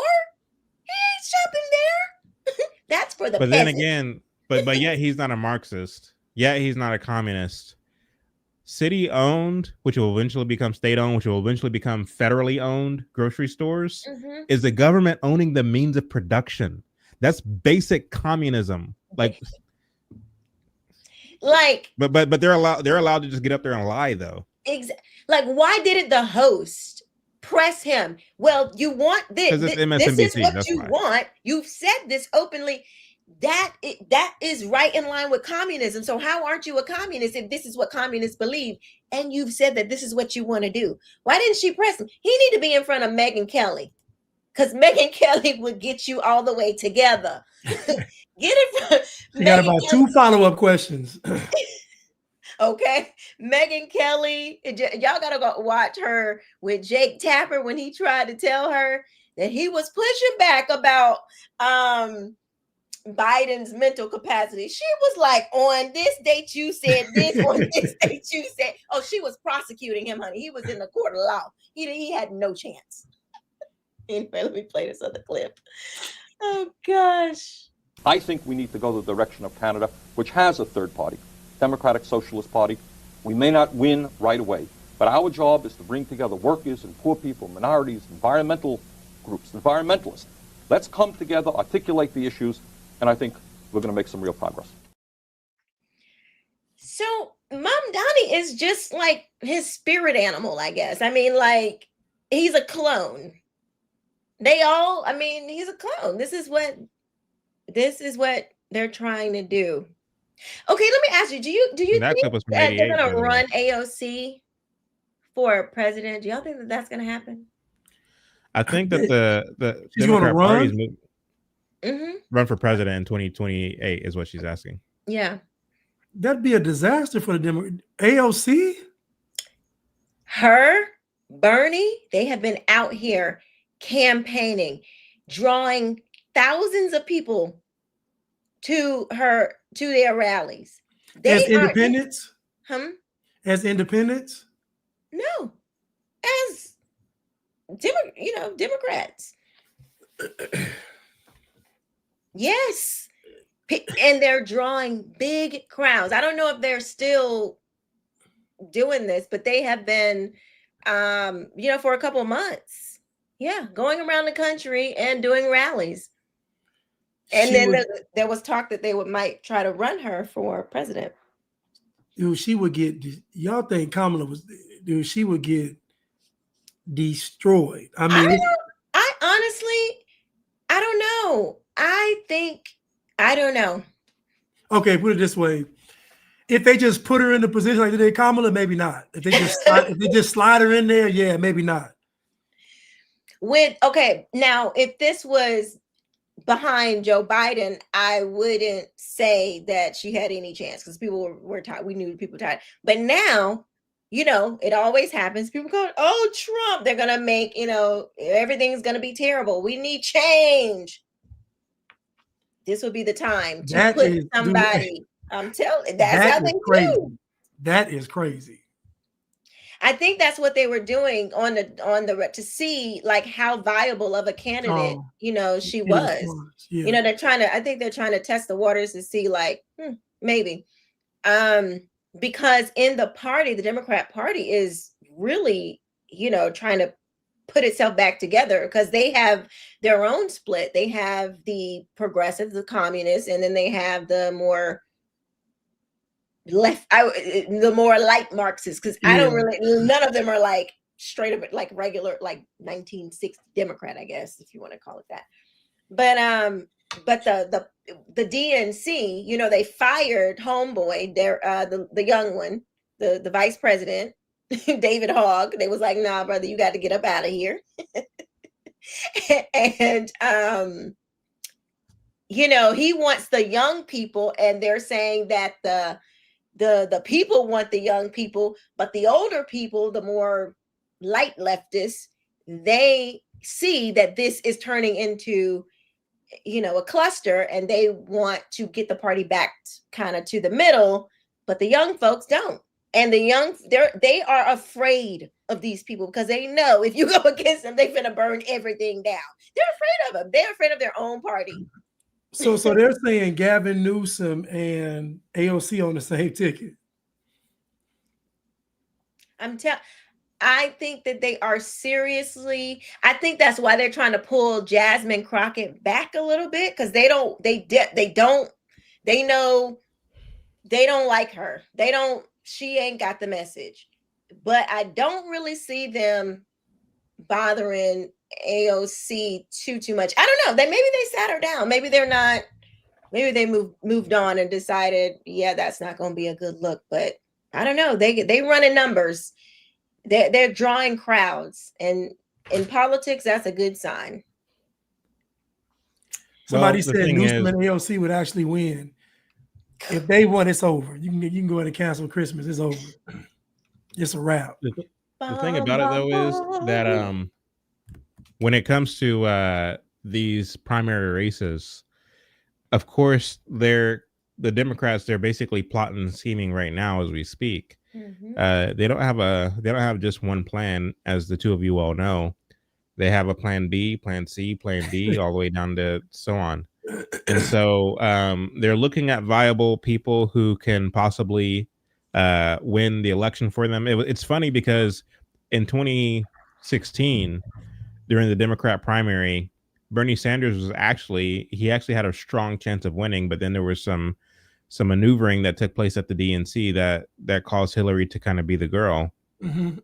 You could argue the same is true of 2020, whenever Jim Clyburn came out in support of Bernie, what's his name? Joe Biden. Even though I don't really think it was just that, I think there were other things at play. But that's the official narrative, that Jim Clyburn came out and was able to pull Black support for Joe Biden, and then the rest is history. But the fact is, Bernie Sanders has long been a strong contender when it comes to the Democrat brand of politics in America, even though he himself is not a Democrat. He's a communist who ran as an independent in order to be palatable to the American public, but yet he is in the kind of contingent of the democratic socialist apparatus that was able to elect AOC, various candidates in New York, as well as this new guy for the mayoral run. So that's kind of Bernie Sanders. Again, he's been associated with at least 3 parties that I just mentioned, just right here, right now, in order to push this progressive Marxist agenda. And so this is the direction that we're moving in as a country, and it's growing in terms of its popularity. And so, for that reason, I think that they do have a very strong chance of winning in 2028, especially when you consider the fact that in 2016, there are a lot of people, and nobody ever talks about this, but there are a lot of people who voted for Bernie Sanders in the Democrat primary who went on to vote for Donald Trump in the general election. So where does that come from? Exactly. That's a fact. That's a phenomenon that people aren't talking about. Did they drastically move from being Marxists to conservatives all of a sudden? No. I think that there is this kind of unprincipled gravitation toward populist rhetoric that the Democrats, or the Marxists in particular, have figured out. And in the same fashion that Donald Trump was able to tap into right-wing populism over here, Bernie Sanders was able to tout left-wing populism over there. And there are some converging kind of like intersections between right-wing populism and left-wing populism, such to where that it resonates and appeals to a lot of people who are otherwise apolitical, but they like what they hear what they like and they gravitate to what they like. And so my point is that Marxists are so tactical and so skillful when it comes to this Machiavellian kind of politics, as it were, that they are going to basically speak on a kind of second or third grade level, talk about, hey, look at bread, it's expensive. Look at milk, it's expensive. This is Trump's doing. He got us into wars.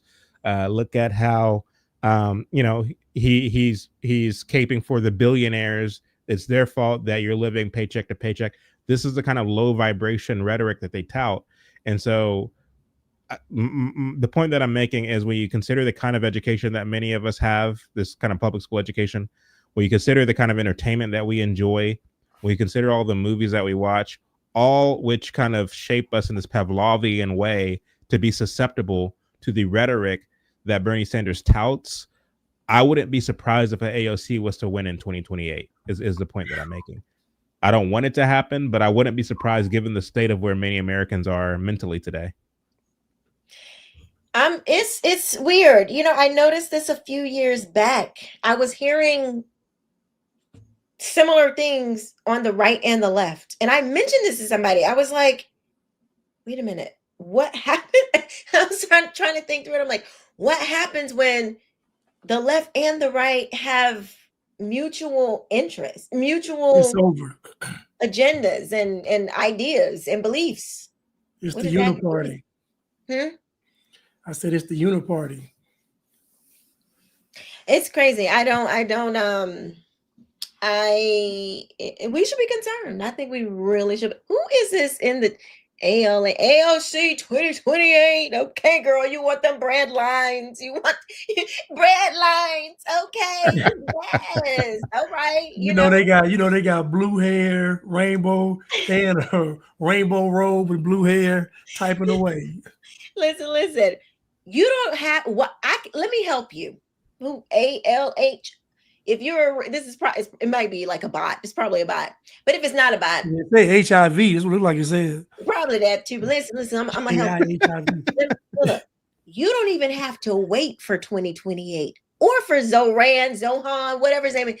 You can go to Venezuela. You can go to Cuba. You can go to right now.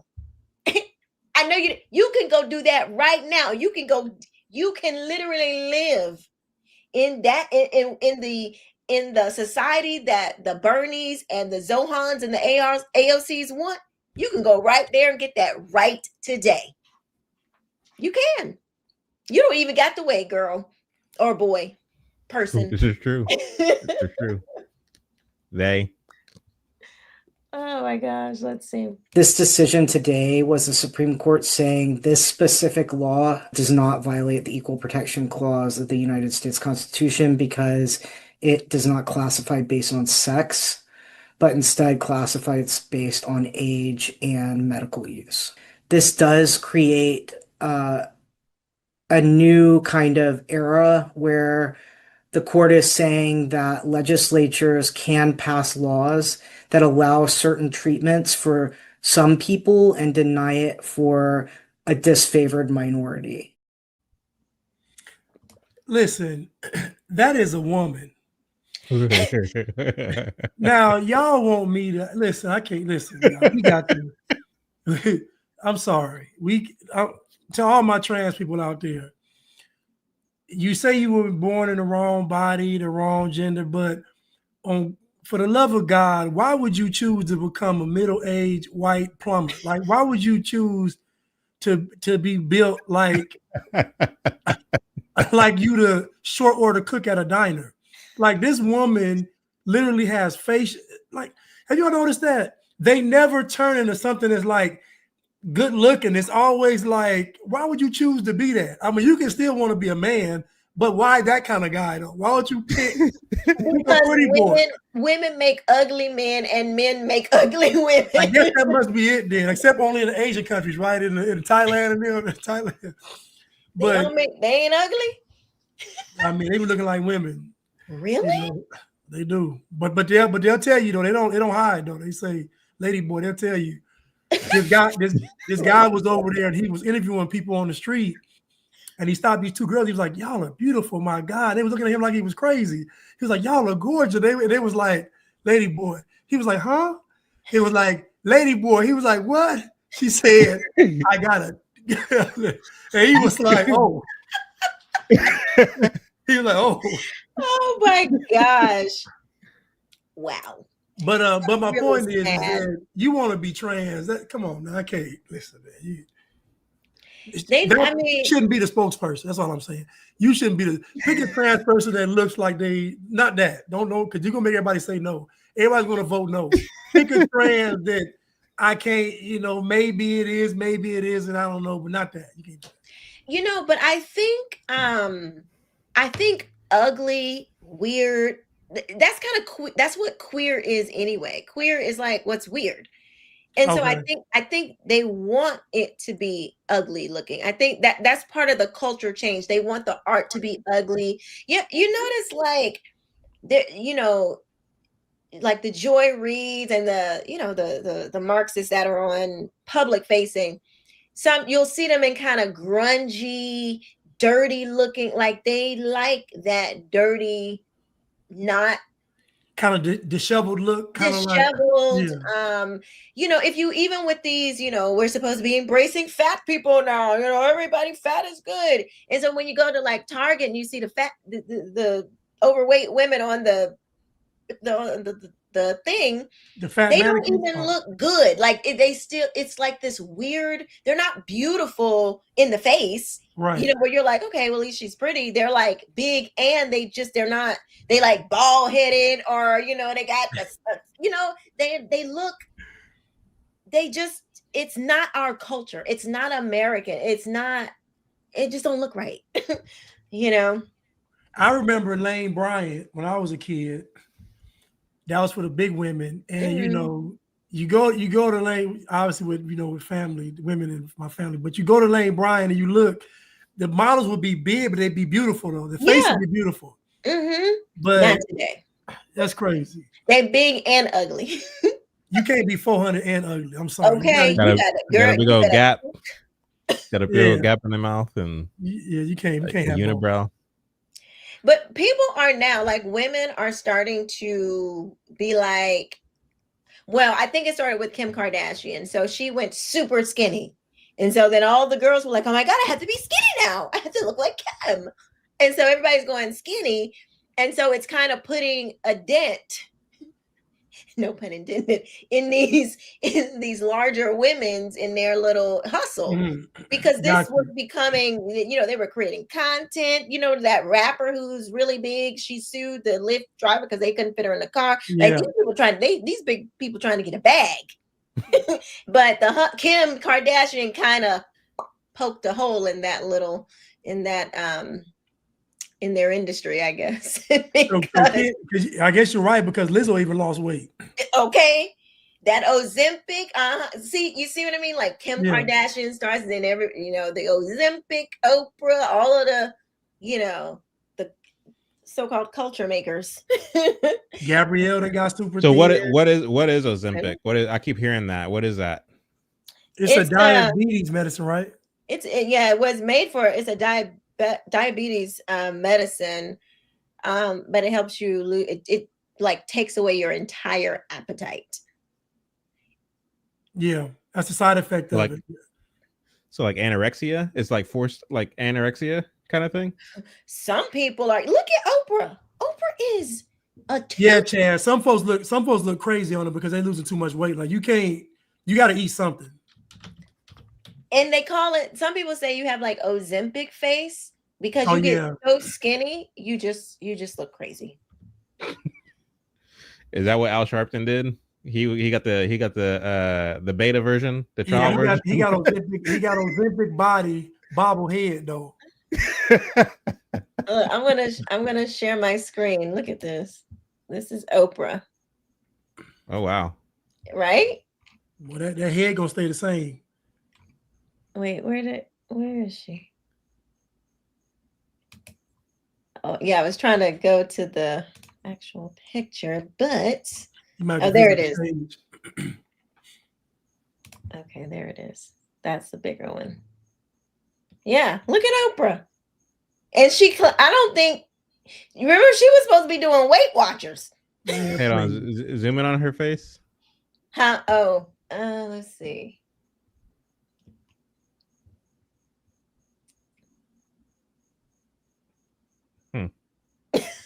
She can take that whole head off. She got a whole bunch of them heads at the house. Not wigs. I'm talking about the whole head. She got a whole bunch of heads at the house. What you mean? Oh.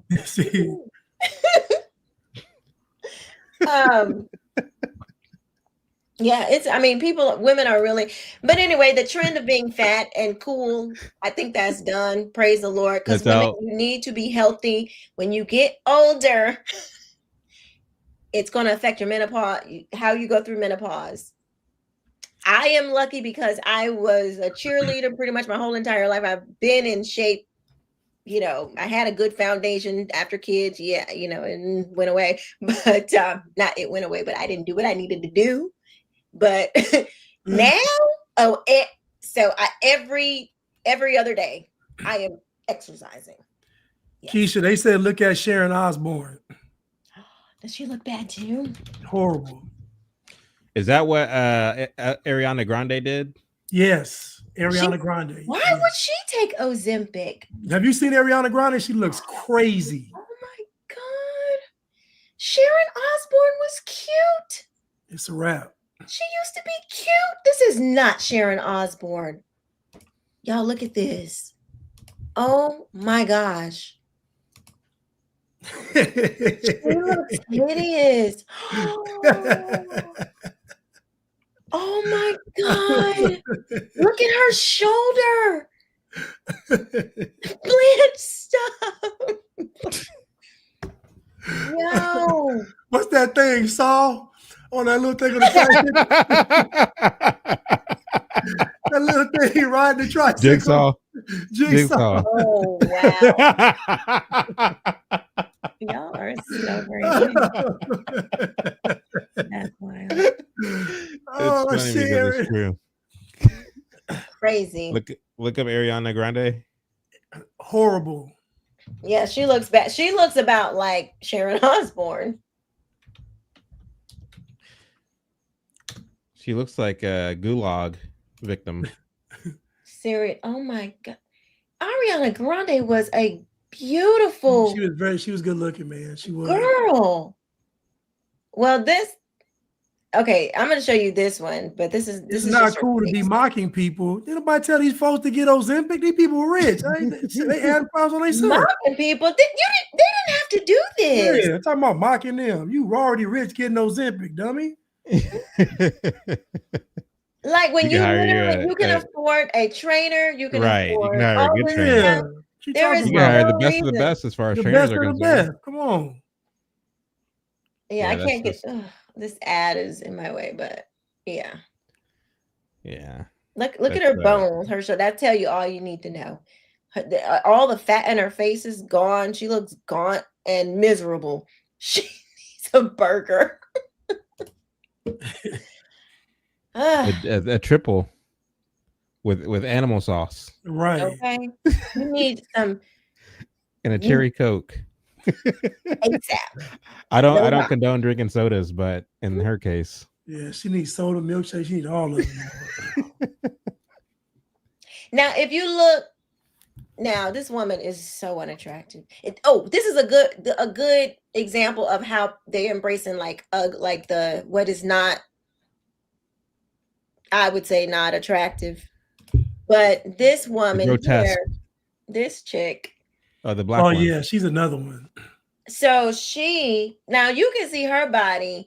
You can tell that's natural. She worked out. She got that out the mud. She a little thin too, though, Keisha. She's thin, but she don't look sickly. But that I'm sorry, I don't mean to call her ugly, but the weird look that she is doing, like, that's what I mean. It's just that weird. She got the septum ring, she got all the earrings, like that's the long nails, just weird, She look kind of like Louis Gossett Jr. Louis. Oh man, yeah, pretty sad. I call it grotesque. That's what they're embracing the grotesque. Yeah. It's very common though with like communist and socialist countries, like their art, it's also nihilistic too, Keisha. Nihilistic. Yeah, it's also nihilistic. You read it's not Fountainhead. Is it Fountainhead? You read The Fountainhead, right? The Fountainhead. Who's that by? Ayn Rand. Ayn Rand, The Fountainhead. Oh, did I read? What did I read from her? I don't know if I've ever read a book. I've read like articles and stuff. What's it called again? The Fountainhead by Ayn Rand. There's this character. Hold on real quick. It's fictional. My earpiece fell out. Yeah, it's it's fictional.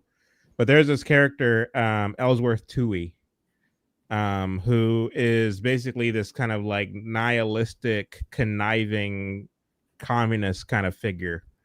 And he puts together this group of like intellectuals and artists and just people who are really just kind of good for nothing, but they form together. They form these kind of like dinner parties where they talk about society and what needs to change in society, and they really kind of like push the grotesque and the awkward and the weird, and some of the people in the group are authors. And so they write these books that don't mean anything, like they don't really, that are really like stream of consciousness that doesn't really like mean anything or lead to anywhere. But there's also book critics in the group, and so they are columnists in newspapers, but they write about how great this book was and how it changed my life and all the things, and the public just eats it up because of all these people kind of working together to like really push this kind of grotesque art onto the public.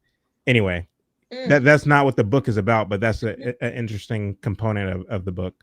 So I think that's kind of what it is, Keisha. Like it's this nihilistic thing to like really, it's leached in postmodernism. Quite frankly, postmodernism basically challenges and rebels against tradition, against order, against straight lines, and simple equations, and it basically says, well, why can't 2 + 2 be 3? Like it basically seeks to completely unravel age-old tradition. Yeah.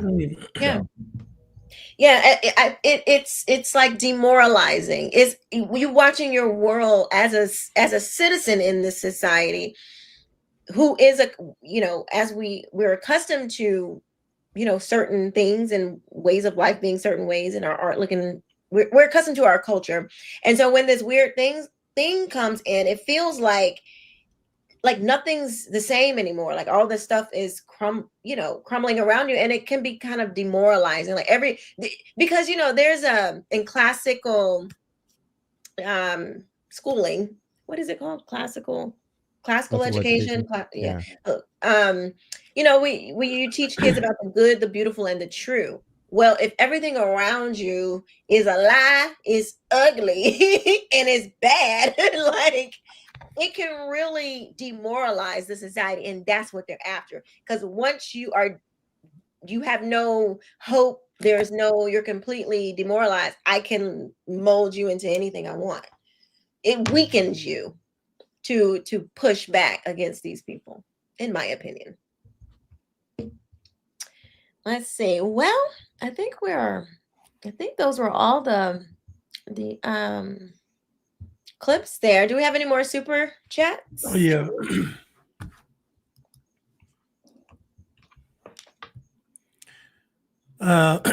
Robert Lamoa, is it true that evil people go crazy because they can't hold their own evil conscious awareness? Where'd you hear that from? Where'd that come from? Is it true that evil people go crazy because they can't? I'm not evil, so I can't speak for evil people. I mean, I'd imagine there's probably some damage done if you just evil all the time. I mean, yeah, of course. Something psychologically is probably going to happen to you. I don't know about going crazy, but they might already be kind of crazy. But thank you, Robert. Will, doctor prescribed me Ozempic in 2018 or so. Tried it for a while, lost some weight, but quit because of acid reflux. I think it messed up my metabolism. Well, it does. They don't tell you that. No, they're not going to tell you that. If you still have problems with acid reflux, though, apple cider vinegar, take you a good 2 tablespoons in the morning. You be good. They tried to put me on Prilosec, Nexium, whatever. And I was like, well, how long do I have to take this? They're like, oh, you're going to be on it forever. I said, the devil is a liar. And so I started doing my Googles, found apple cider vinegar. I've been fine ever since. So you don't have balance. You don't have enough acid in your gut. Your gut needs more acid, and get you some good probiotics. Let's see.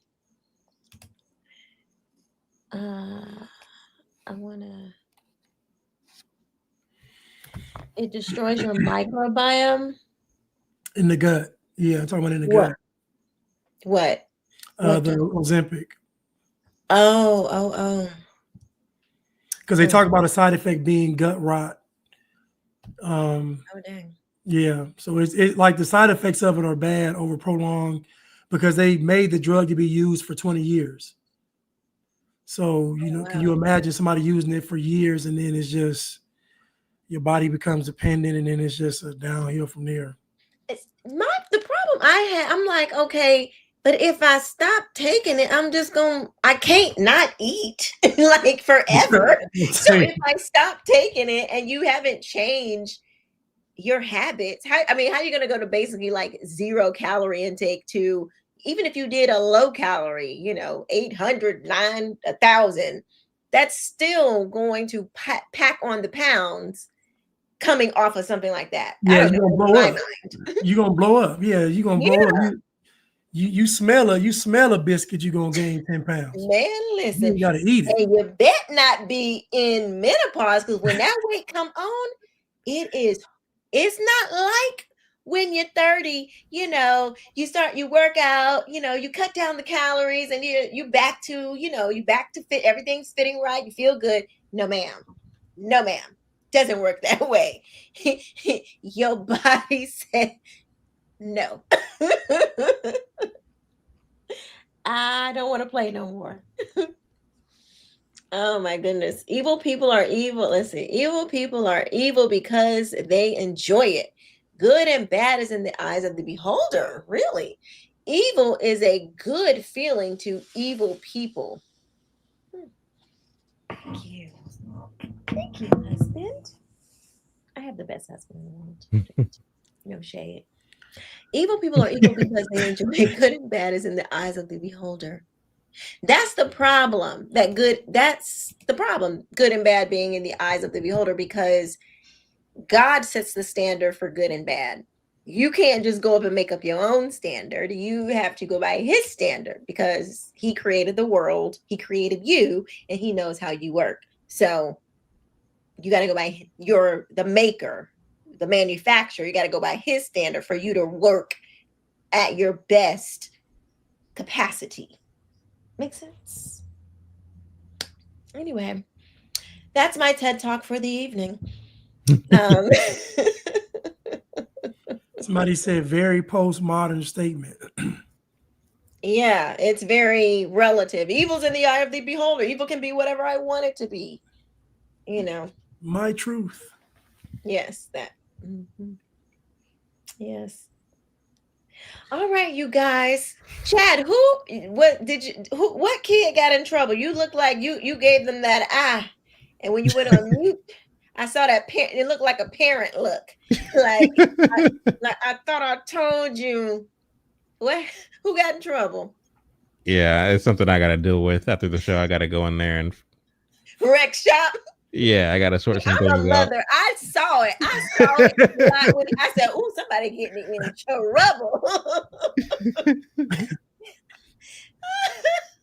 Yep. Oh, don't be too hard on them, Chad. Actually, give them exactly what they need, so you can, I mean, I'm not going to go as far as my parents went, but.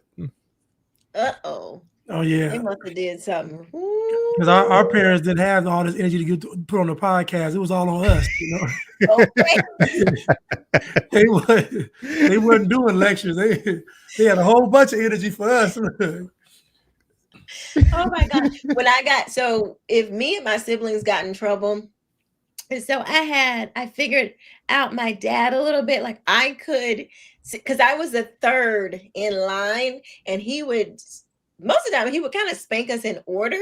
And so by the time it got to me, I'm the girl. Well, my older sister too, but she was older. So, when you're older, you're not as cute, So it was my older sister, my brother, then me. And by the time it got to me, I would be leaning on my daddy like, y'all, yep. You shouldn't have did it. Because my mom and my parents would say I would act a whole fool when I got in trouble. Anyway. All right. Well, thank y'all for. Go ahead. No, I was just saying some kids you got the kids you can just look at and talk to, and they just break down. Right. But then some you got to put that rod to them. They don't. All they understand is violence. That's all they don't know nothing else. Ain't no timeouts. Ain't no talking. I was the latter growing up. I was the latter growing up. You were the what? The latter. So you were what was it? What did you say? Now basically it's two types of kids. The first kid, the parent can just scold them and they like break down, they start crying and feel bad. Okay. Then the other kid, that ain't gonna work. You don't need more than that. Yeah. I had to get beat. I ain't gonna lie to you. I had to get it because all that talking wasn't in one and out the other.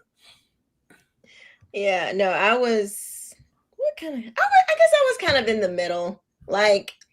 But when I did get a spanking, I put on a show, darling. The tears, I had to be extra. Like I would go and show my dad, look, you see right there. My mom would be like, where, Keisha? Where? Right there. The teeny tiny little scratch. Y'all should hear how they talk about me when the family gets together. They act like I'm dramatic or something. Like, where did they get that from? Where they got that from? I don't know. But you guys, thank you so much for watching. We will be back Not next Sunday, but the Sunday after that. You guys have a great 4th of July. Ooh, Hold sorry on. about that. Alethea, thank you for the super sticker. Thank you, That was the Alethea. last Thank one. you all for the Thank super you. chats, supporting the channel. Thank you to the moderators.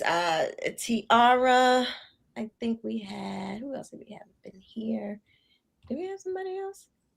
If you moderated tonight, we just want to say thank you. Thank you for watching, and we will see you next Sunday at 7:30-ish.